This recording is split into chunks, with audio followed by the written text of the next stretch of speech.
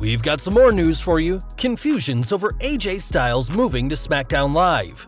Jon Moxley has an even bigger challenge up next. How Triple H got hugely benefited from a former wrestler. Original plans for the WWE NXT Women's Championship revealed. Otis weighs in on comparisons to Dusty Rhodes. WWE selling weird stuff. Why The Undertaker hates Shawn Michaels. Shocking origins of The Rock's People's Elbow. We're kicking off today's news with news on the Phenomenal One, as last Friday's edition of Smackdown saw the return of AJ Styles to the Blue brand. Advancing in the Intercontinental title tournament with a win over Shinsuke Nakamura, Styles is clearly fitting in nice back on SmackDown, and this move was something that WWE had been wanting to do for quite some time.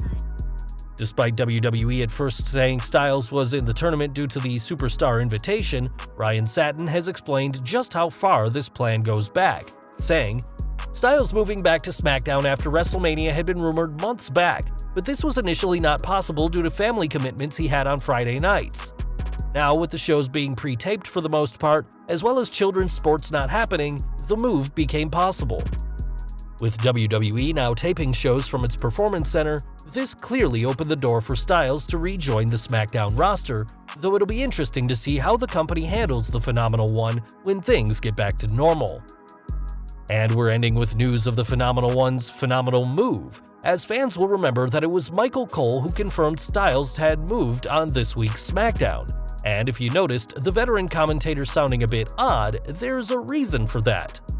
Ringside News is reporting that Cole had to record the audio confirming the transfer from his own home, as while there had been discussions for Styles to be traded for months, the actual decision for him to be moved was described as a late change. When asked why Cole doesn't have the same commentary microphone at home that he uses with WWE, a source for Ringside News did agree that it's strange, and added that they don't know why WWE's audio production isn't state-of-the-art. This explains why Cole said Styles had been traded for future considerations. After retaining the AEW World Championship against Brody Lee, Jon Moxley has an even bigger challenge up next. In the post-show online scrum, it was announced by Tony Khan that Jon Moxley will defend his title against Brian Cage at AEW's next pay-per-view, Fyter Fest. The details of said event will be shared this week on AEW Dynamite. With Taz as Cage's manager, the build-up to this match against Moxley should be interesting. Speaking of the NXT Women's Champion, fans all know that Rhea Ripley is a former holder of the gold, but according to the Aussie herself, that wasn't always the plan. Appearing on Flash Morgan Webster's podcast, Ripley revealed that the original plan had been for her to lose clean to then NXT Women's Champion Shayna Baszler, with no rematch taking place. That all changed when a promo inside Full Sail heated up the crowd, and WWE officials realized just how over Ripley was, leading to the Baszler match to be changed to a DQ finish, allowing the Australian to get a rematch, with the title change taking place last December.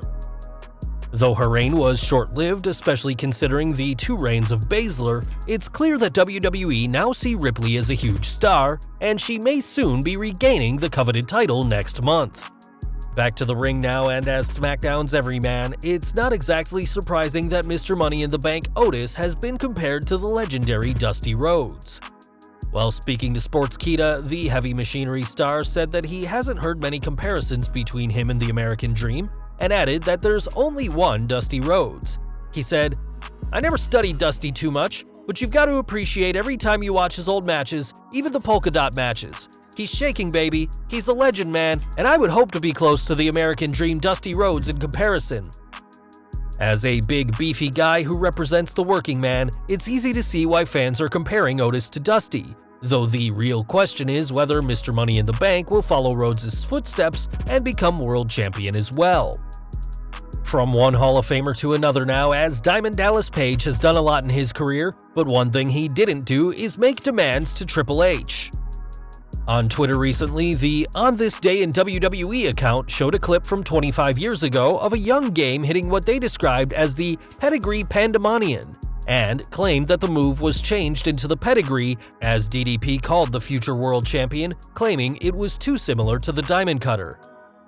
This tweet caught the attention of Page himself, who revealed that he never demanded Triple H to stop using the move, but asked as a favor for him to not use the cutter, something the game had no problem with. The WWE Hall of Famer, who now works with AEW, also went on to describe Triple H as a close friend and class act, and hopefully this WWE history account will get their facts right next time. We've got more news from AEW, as the Exalted One Brody Lee has commented on what the future holds for his former tag partner Eric Rowan. After Rowan was released last month from WWE, the former tag team champion will have to wait until July to compete again, though Lee did speculate on where his former partner should go in an interview with SES Scoops, as he said, "I think Eric Rowan is almost tailor-made for a Japan run. I don't know if we'll ever find each other over there because that would be pretty cool, or if we'll find each other in AEW, who knows? I think there's going to be a lot of opportunity for these guys."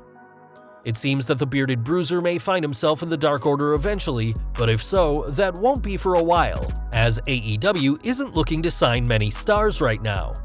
Of course, stranger things have happened in wrestling, so it's entirely possible the Bludgeon Brothers will reunite in AEW, though obviously under new names. Back to WWE now, and while fans won't be seeing Becky Lynch for quite some time, fans can still celebrate her career so far. After releasing new The Mom t-shirts following the man's pregnancy announcement, the company put out a new plaque featuring the man, as well as a piece of the WrestleMania 35 ring mat, where she won the first ever women's main event in the show's history and became Becky Two Belts. With only 398 of these plaques being made at just $65 a pop, they probably won't last long. And it's interesting that the company still had the ring mat, no doubt placed in their huge warehouse, full of other historic WWE items. Speaking of WrestleMania main eventers, we've got news from Mr. WrestleMania Shawn Michaels, and despite having some classic matches against The Undertaker, the pair weren't always on the same page out of the ring. Speaking to ESPN, the Heartbreak Kid admitted that the pair had great chemistry in the ring, but not out of it. He said, "At the time, I was an extremely difficult person. He was less so. There was clearly never any real trouble between the two of us. We just did not care for one another because we were so different.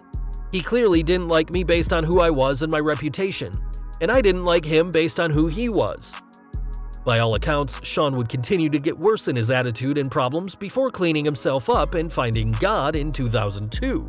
And now it's clear that there's a great deal of respect between both men. Time will tell whether these two square off in the ring again, as though both of Michaels' last matches, including Crown Jewel 2018 and WrestleMania 26, saw him face the Dead Man, we wouldn't be surprised if Mr. WrestleMania and the Phenom had something left in the tank. We've got news from NXT next, as another huge match has been added to the upcoming TakeOver In Your House event.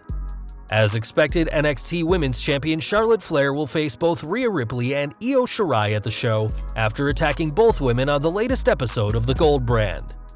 This match is the second match confirmed for the card after Karrion Kross vs. Tommaso Ciampa, and fans can expect plenty of huge matches before the show airs live from Full Sail University on June 7th. The Undertaker stayed in character for nearly 30 years in WWE before coming out of his shell, and while he aimed to never break kayfabe during his career, there were plenty of stars who tried to make him crack a smile. Speaking to TMZ, Triple H explained the origins of The Rock's People's Elbow, saying, "I believe the first time Rock did the People's Elbow was in a match where we were trying to make Undertaker crack. It absolutely started as a joke, and then it was getting huge reaction and everybody went with it. The move reportedly did get a grin out of the Phenom, and whilst the Brahma Bull would entertain the millions and millions of fans for years to come with the move, it's interesting to know about its true origins." And finally today we're ending with news from the podcast world, as Corey Graves and Carmella have announced a new podcast. The new show, Bear With Us, will premiere on June 11th, and we'll see the pair talk about relationship issues everybody has but are too afraid to talk about. This will, of course, be Graves' second podcast as host, as he already presents WWE's After the Bell, and fans can already check out the new show's slightly unsettling logo on the official Bear With Us Pod Twitter account.